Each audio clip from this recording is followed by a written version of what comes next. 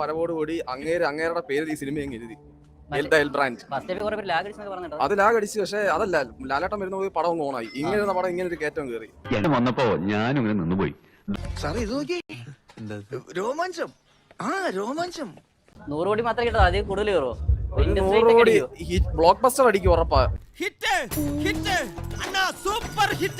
ഇതാണ് കഥ. പക്ഷേ ഫ്ലാഷ് ബാക്കിലാണ് യഥാർത്ഥ സംഭവം നടക്കുന്നത്. Flash back. പേട്രിയറ്റ് പല സിനിമകൾക്ക് വേണ്ടിയുള്ള കാത്തിരിപ്പൂടിയാണ്. അങ്ങനെയുള്ള പ്രതീക്ഷകള് ഒരു പ്രതീക്ഷയില്ല. അല്ല എന്തെങ്ങനെയൊക്കെ പറയണേ? പിന്നെ ഞാൻ എങ്ങനെയൊക്കെ പറയണം?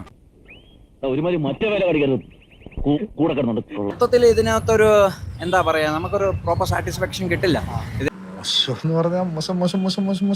അഭിപ്രായം. ഇതിനകത്ത് കയ്യടി കിട്ടിയ ഒരു സീൻ എന്ന് പറഞ്ഞാൽ ഈ 3 മണിക്കൂർ പടത്തിനകത്ത് മാക്സിമം പോയി കഴിഞ്ഞാൽ ചിലപ്പോൾ ഒരു 30 സെക്കൻഡ് കാണുമായിരിക്കും. പേട്രിയറ്റ് പല സിനിമകൾക്ക് വേണ്ടിയുള്ള കാത്തിരിപ്പൂടിയാണ്. അങ്ങനെയുള്ള പ്രതീക്ഷകള് ഒരു പ്രതീക്ഷയില്ല. ഒരക്ഷരം പോലും തെറ്റിയില്ല. അയ്യോ, അത് ഞാനൊരു അബദ്ധം പറഞ്ഞു പോയതാ. നിന്റെ ഒരു അബദ്ധം. അപ്പോൾ ആലോചിക്കാലോ, തിയേറ്റർ ഒന്ന് കൈയടിച്ചത് എന്ന് പറയുന്ന ഒരു 30 സെക്കൻഡ് കാണുമായിരിക്കും. അപ്പൊ അത്രേ ഉള്ളൂ. പടം പോക്ക. ആ സംവിധായകനെ ചൂല് കൊണ്ടടിക്കണം. ഒരു ബോക്സ് ഓഫീസ് ഇമ്പാക്ട് ഉണ്ടാക്കാനുള്ള എനിക്ക് തോന്നുന്നു കാര്യങ്ങളുടെ ചൂടാറുന്നവരെ മുറിക്ക് പുറത്തിറങ്ങേണ്ട കുറച്ചു കാലത്തേക്ക് ഫീലിംഗ് ഡിസപ്പോയിന്റഡ്. വെറും ഒരു ആവറേജ് പടം, ഒരു ആവറേജ്.